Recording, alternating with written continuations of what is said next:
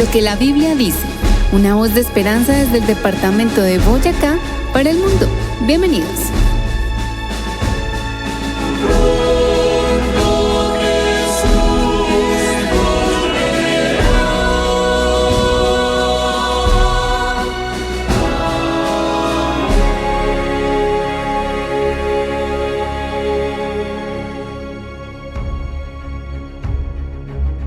Qué bueno es encontrarnos nuevamente para su programa Lo que la Biblia dice. Les saluda con cariño John Gómez, licenciado en Teología, y también Eduard Molina, licenciados en Teología. Y hoy tenemos un tema muy especial. El tema para hoy se titula Lo que la Biblia dice acerca de la vida eterna. Si deseas recibir un mensaje diario de la Biblia en tu celular, escríbenos al número de WhatsApp 320-370-5704. 320-370-5704. Así que le damos un saludo muy especial a todas las personas que nos escuchan en este programa. Bienvenidos. Y entonces vamos a colocarnos en sintonía con el cielo para poder estudiar este tema acerca de la vida eterna. Muy bien, vamos a orar, a pedir la bendición de Dios. Querido Señor, en este momento que vamos a abrir tu palabra, rogamos que tu Santo Espíritu ilumine nuestra mente, nos ayude a comprender el mensaje que ha sido inspirado para nosotros, que nos sirva para prepararnos y encontrar el camino a la vida eterna. Lo pedimos y agradecemos en el nombre de Jesús. Amén. Amén. ¿Alguna vez se preguntó por qué millones de personas hacen todo lo posible para no envejecer? Hay muchas personas que hacen muchas cosas para tratar de mantener su juventud, su salud. Las cremas antiarrugas, por ejemplo, son una industria multimillonaria. Millones de pesos se gastan en eso.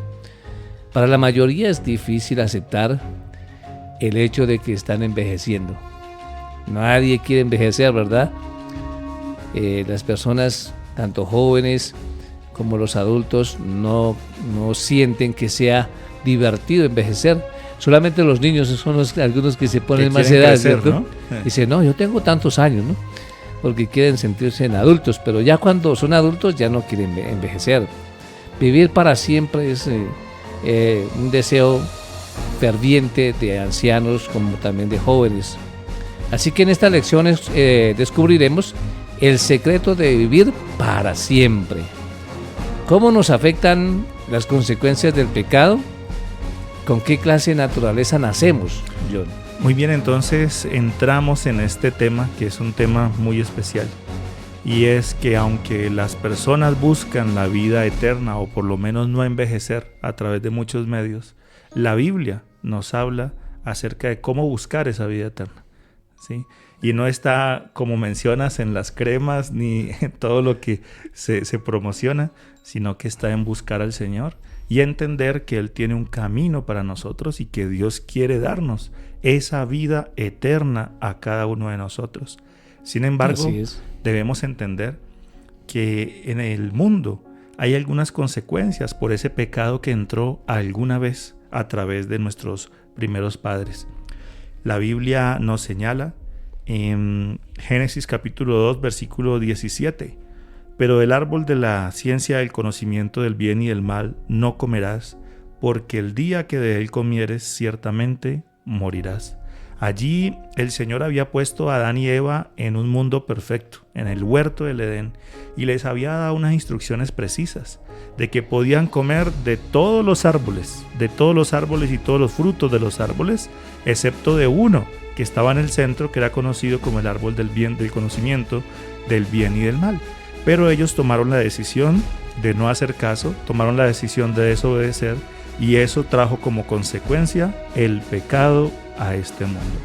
Entonces nos encontramos, por lo menos que en Isaías capítulo 53 versículo 6 nos dice que todos nos descarriamos como ovejas, cada cual se apartó por su camino, pero el Señor cargó en él el pecado de todos nosotros. Aquí este versículo nos habla de esas consecuencias de ese primer pecado de nuestros primeros padres y cómo ese pecado entonces ha trascendido a las generaciones de este mundo.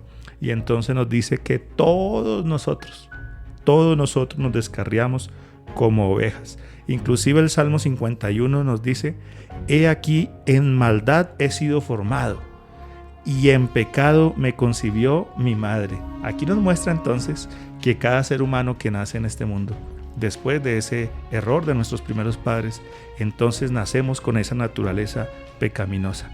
Ninguno se escapa. Pero entonces, ¿cómo se encuentra todo el mundo ante Dios? ¿Qué nos dice la Biblia sobre eso? Bueno, la Biblia es muy clara también en cuanto a esa relación del ser humano con Dios y ese Dios como gobernante, ¿verdad?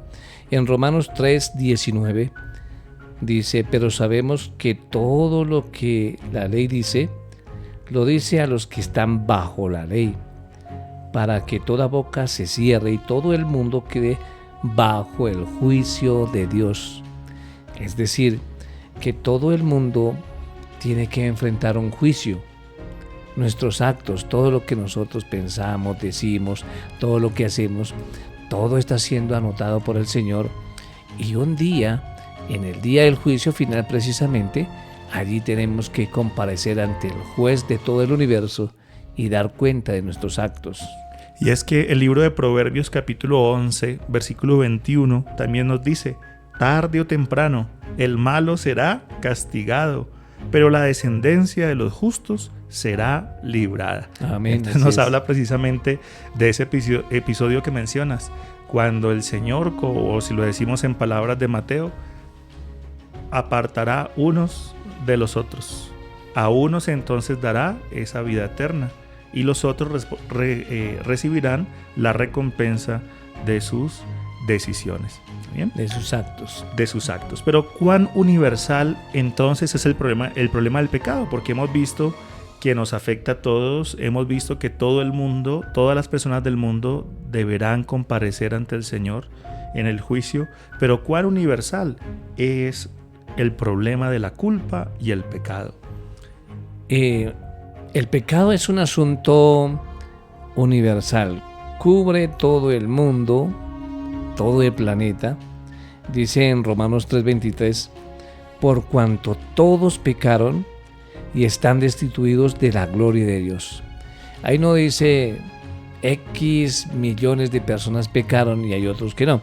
No da opciones a que hay alguno que no. Todos pecaron, dice, y están destituidos de la gloria de Dios. Inclusive allí hace una lista bastante impresionante en Romanos capítulo 1, desde el versículo 28, porque dice que como ellos no aprobaron en tener en cuenta a Dios, Dios los entregó a una mente reprobada para hacer cosas que no convienen, estando llenos de toda injusticia, fornicación, perversidad, avaricia, maldad, llenos de envidia, de homicidios, de contiendas, de engaños, de maldad, de murmuraciones, aborrecedores de Dios, injuriosos, soberbios, altivos, inventores de males, desobedientes a los padres, necios, desleales, implacables, sin misericordia, quienes, habiendo entendido el juicio de Dios, que los que practican tales cosas son dignos de muerte, no solo las hacen, sino que también se complacen en las cosas que practican.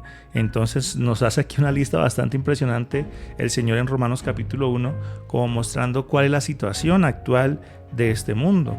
Pero alguna persona pudiera decir: no, pero yo no hago todas las cosas que aparecen ahí, yo soy juicioso, yo soy juiciosa, yo no le hago mal a nadie, yo no robo, yo no mato, yo soy juicioso. ¿Por qué yo tendré que pedir perdón? ¿Por qué yo tengo que arrepentirme si yo no hago las cosas mal, por así decirlo? ¿Qué decirle a esa persona que piensa de esta manera? Bueno, el Señor en su palabra también es muy claro al respecto. Allá en 1 de Juan 1, 8 y 10 dice: si decimos que no tenemos pecado, nos engañamos a nosotros mismos y la verdad no está en nosotros.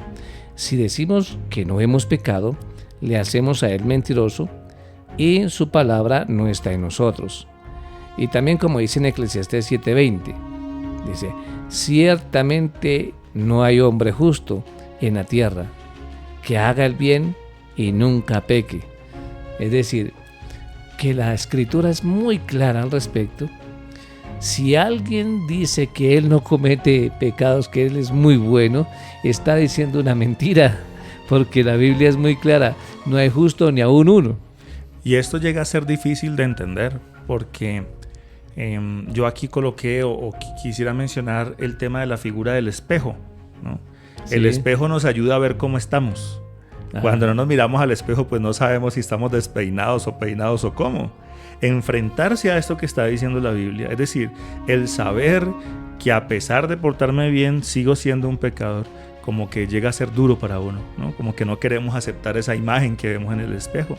Pero el propósito de entender que todos los seres humanos en esta tierra somos pecadores y hemos cometido pecado, es importante tenerlo presente, porque vamos a hablar o estamos hablando de la salvación, y que así como, por lo menos si leemos Romanos capítulo 5 versículo 12, y nos decía que por tanto entró el pecado al mundo por un hombre, y por el pecado la muerte, así la muerte pasó a todos los hombres por cuanto todos pecaron. Y Romanos capítulo 6 versículo 23 nos dice, porque la paga del pecado es la muerte. En otras palabras, todos somos pecadores y no tenemos nada que exigirle a Dios.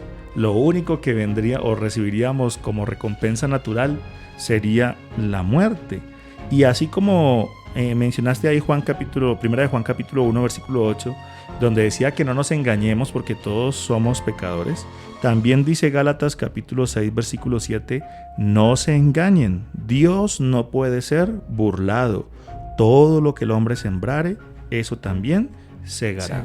Y es que a veces nos fijamos solamente en lo que hacemos de manera pública y pudiéramos decir, no, yo no soy ningún pecador, pero Dios va más allá de lo público y conoce nuestro corazón, y entonces es allí donde nos encontramos que todos somos pecadores. Ahora, ¿de qué manera entonces afecta ese pecado del que estamos hablando? ¿Cómo el pecado afecta nuestra relación con Dios? Bueno, en Isaías 59:2, allí el profeta da una explicación al respecto. Dice, pero vuestras iniquidades han hecho división entre vosotros y vuestro Dios, y vuestros pecados han hecho ocultar de vosotros su rostro para no oír. Es decir, cuando el ser humano pecó allí en el Edén, antes de pecar recibía la visita del Señor diariamente, hablaban y salían, paseaban juntos por el jardín del Edén. Pero cuando entró el pecado, ya el Señor no podía visitarles de esa forma. Se creó una barrera, y aquí dice que ha hecho división entre Dios y los hombres. Entonces se creó esa barrera, y esa relación con Dios fue afectada de una manera que ya no lo podemos ver. Y inclusive cuando miramos la historia de Adán y Eva, cuando ellos pecaron, nos damos cuenta de que cuando ellos pecaron, inmediatamente se dieron cuenta que estaban desnudos. Entonces ahora lo que hicieron fue ir a esconderse. Pero ¿cómo esconderse de la presencia de Dios? No podemos hacer eso. Es imposible. Y Dios les pregunta, ¿dónde están? Entonces ya cuando ellos vienen, ¿cierto? Les pregunta, ¿han comido del árbol que yo les dije que no comieran? ¿Cierto? Y entonces ahora dice que ellos tuvieron miedo de escuchar a Dios. Antes, como mencionabas, se gozaban en la presencia de Dios cuando Él venía a visitarlos. Ahora tenían miedo. Ese miedo hacia Dios, ese rechazo hacia Dios, es producido precisamente por el pecado, que ahora se convierte en una barrera entre el Señor, entre Dios y el ser humano. No porque Dios no pueda pasar esa barrera, sino que como Dios es total santidad, si se acerca a sus criaturas que ahora han estado en pecado, entonces puede eliminarlas por su santidad. Por eso ahora el Señor hace todo un plan para rescatarlos y para eliminar el pecado, porque Dios quiere sanar a cada uno de sus hijos. Jeremías capítulo 5 versículo 25 nos decía, vuestras iniquidades han estorbado estas cosas, vuestros pecados apartaron de vosotros el bien. Entonces allí podemos mirar cómo el pecado se convierte en esa barrera. Sin embargo, el Señor tiene una solución para ese problema. Amén. No nos iba a dejar Él allí solos, muertos en el pecado, sino que ahora el Señor hizo un plan para salvarnos. Juan capítulo 3 versículo 16 nos dice: porque de tal manera amó Dios al mundo, que dio a su Hijo único, para que todo aquel que en él cree no se pierda, sino que tenga vida eterna. Qué bonito pasaje este de las Escrituras, porque nos dice que sí es cierto, el ser humano cometió el error de alejarse de Dios, de cometer pecado, quedó sujeto a la muerte, y no solamente a la muerte natural, sino a la muerte eterna. Pero entonces ahora el Señor dio la vida de su Hijo para que fuéramos salvos, para que todo aquel que crea no se pierda, sino que tenga vida eterna. Así que aquí está la solución. Dios mandó a su Hijo a que muriera en la cruz para que todos nosotros podamos ser salvos y acceder a la vida eterna. Bueno, el Señor es muy claro también al decir que todos somos pecadores, ¿verdad? Si el Señor nos dejara hasta ahí, que todos somos pecadores y excluidos de la gloria de Dios, pues no tendremos remedio. Pero el Señor nos ha dado un mensaje más todavía en Romanos 5:8. Mas Dios muestra su amor para con nosotros en que siendo aún pecadores, Cristo murió por nosotros. Siendo pecadores, Él murió por nosotros. Por eso Jesús, cuando estaba muriendo allí en la cruz del Calvario, y los que le estaban clavando y maltratando, el Señor oró al Padre: Señor, perdónalos, porque ellos no saben lo que hacen. Impresionante, ¿no? Un perdón de Dios que nosotros no llegamos a comprender en su totalidad. Y es que ahí Romanos capítulo 5 versículo 10 también nos decía: porque si siendo enemigos fuimos reconciliados con Dios por la muerte de su Hijo, mucho más estando reconciliados seremos salvos por su vida. En otras palabras, cuando alguien nos ofende, cuando alguien nos hace un mal, nosotros esperamos que esa persona venga y nos busque y me pida perdón, ¿cierto? Así es. Pero no fue así en relación con Dios. Fue el ser humano que ofendió al Padre Celestial. Pero ahora es el mismo Padre Celestial que organiza todo para restaurar esa relación, como dice aquí en Romanos, para restaurar, para reconciliarse con el ser humano. Aparte de que el ser humano fue el que se alejó, Dios mismo viene a buscarlo para salvarlo. Y es que en Filipenses capítulo 2, versículo 6 al 9, nos dice lo siguiente: el cual, hablando del Señor Jesucristo y cómo fue que dejó su trono en el cielo para venir a morir por nosotros, y nos dice que el cual, siendo en forma de Dios, no estimó ser igual a Dios como cosa a que aferrarse, sino que se despojó a sí mismo, tomando forma de siervo, hecho semejante a los hombres, estando en la condición de hombre, se humilló a sí mismo, haciéndose obediente hasta la muerte y muerte de cruz, por lo cual Dios le exaltó hasta lo sumo y le dio un nombre que es sobre todo nombre. Porque leí este pasaje porque a veces surge la pregunta: bueno, pues el Señor Jesús vino y nació como un niño, creció, ¿cierto?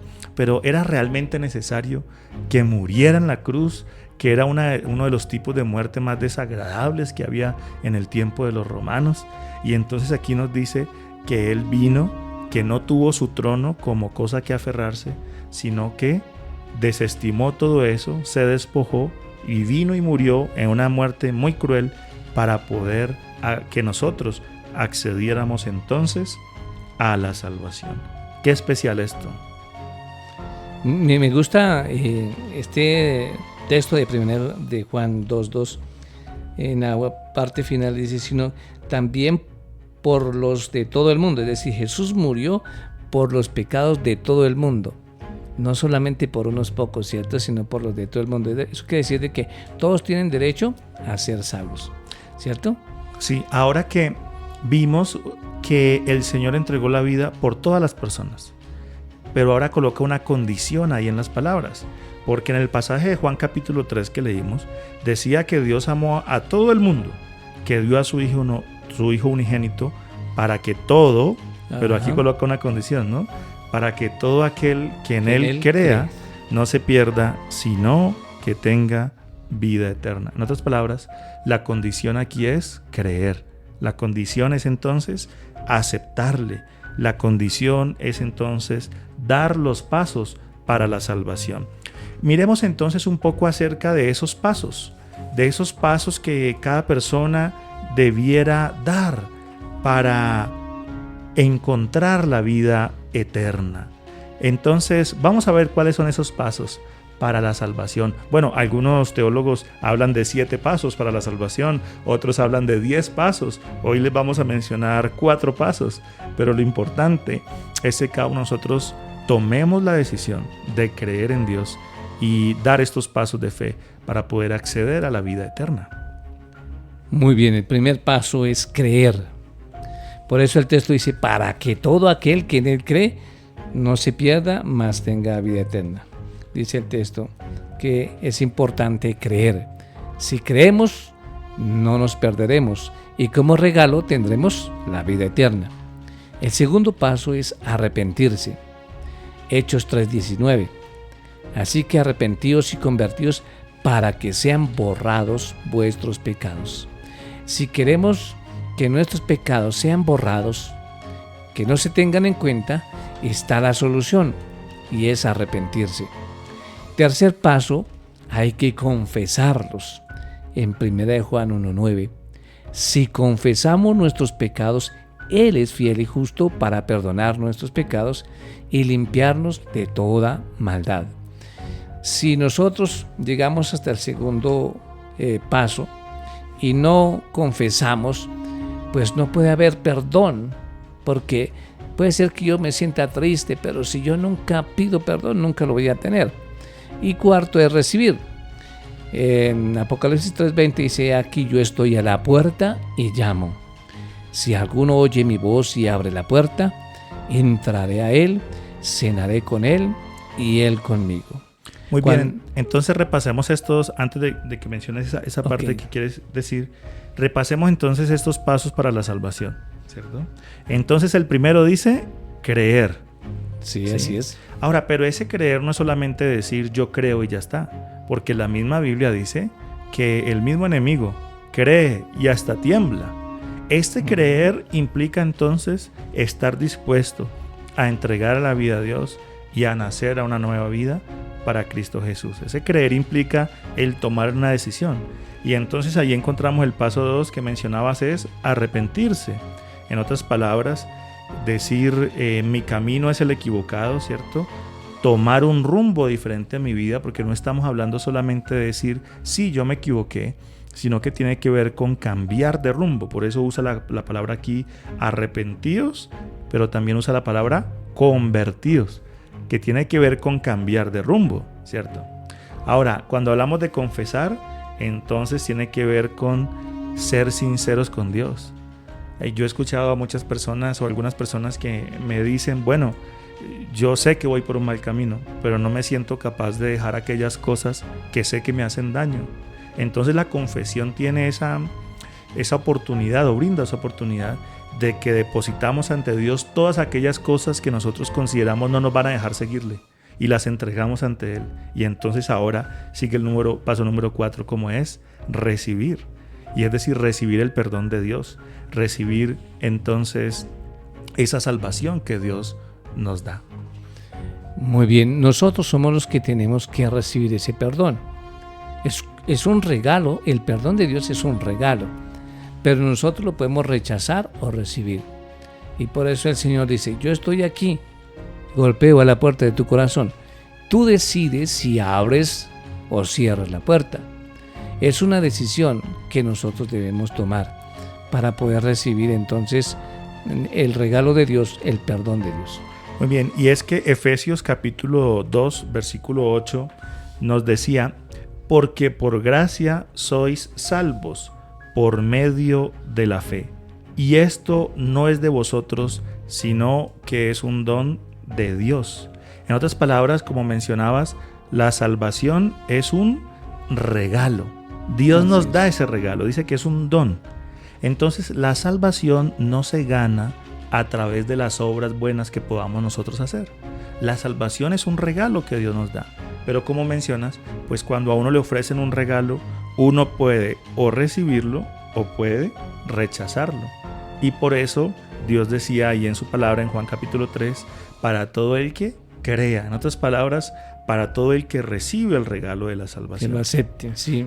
Y algunas personas en la Biblia, como en el caso del carcelero de Filipos, entre otros, se hacían la pregunta, bueno, ¿y yo qué debo hacer para ser salvo? Porque es que hoy estamos hablando de la salvación, de la vida eterna, ¿sí? Entonces en Hechos capítulo 16, versículo 30, dice, y sacándolo les dijo, señores, ¿qué debo hacer para ser salvo? Lo mismo ocurrió en Hechos capítulo 2, versículo 37, donde nos decía, al oír esto, se compungieron de corazón y le dijeron a Pedro y a los otros apóstoles, varones, hermanos, ¿qué haremos? Entonces, ¿cómo podemos nosotros resolver esa pregunta? ¿Qué hay que hacer entonces para ser salvo? ¿Qué nos dice la Escritura acerca de este tema? Ahí en Hechos capítulo 16, versículo 31. Muy bien, el Señor a través del apóstol les menciona lo que deben hacer. Dice, cree en el Señor Jesucristo y serás salvo, tú y tu casa. Todo lo que tenían que hacer era creer, aceptar de alguna manera el regalo del perdón, el regalo de la salvación. Y también nos decía allí en Hechos capítulo 2, versículo 38, cuando ellos le preguntan, ¿qué haremos? Entonces dice que Pedro les dijo, arrepentíos. Nuevamente mencionamos ese paso, arrepentíos, y aquí agrega otro paso que es un paso muy importante, porque dice, arrepentíos y bautícese cada uno de vosotros en el nombre de Jesucristo para el perdón de los pecados y para recibir al Espíritu Santo. Qué Amén. Importante, porque es el arrepentimiento que nos conduce a querer entregar la vida a Dios. Y es que debemos nosotros comprender que en ningún otro hay salvación, porque no hay otro nombre bajo el cielo dado a los hombres en que podamos ser salvos. Solamente en el nombre de Jesús podemos ser salvos, porque Él fue quien entregó su vida por nosotros. Entonces nos encontramos en 1 de Juan capítulo 2 versículo 25. Esta es la promesa que Él nos hizo, la vida eterna. Juan capítulo 10 versículo 27 nos dice también que Jesús, el buen pastor, declara, mis ovejas oyen mi voz y yo las conozco, me siguen y les doy vida eterna y no perecerán jamás, ni nadie las arrebatará de mi mano. Hoy, estimados amigos, hemos hablado acerca de la vida eterna, de cómo acceder a la salvación. Esperamos que este tema te motive a buscar más del Señor. Recuerda que si deseas más información, puedes contactarnos. Si deseas más información sobre el tema tratado, escríbenos al número de WhatsApp 320-370-5704. 320-370-5704. Vamos a orar y vamos a pedirle al Señor que nos ayude en la búsqueda de la salvación. Oremos. Señor, gracias porque nos enseñas a través de tu palabra que hay un camino que nos conduce a la vida eterna y el camino es Cristo Jesús. Gracias por tu Hijo, en el nombre de Jesús. Amén. Amén. Estimados amigos, les esperamos en 8 días para continuar estudiando la palabra de Dios. Y recuerda, Dios desea darte vida eterna. Por favor, búscale, acéptale en tu corazón y da estos pasos para la salvación. Dios te bendiga.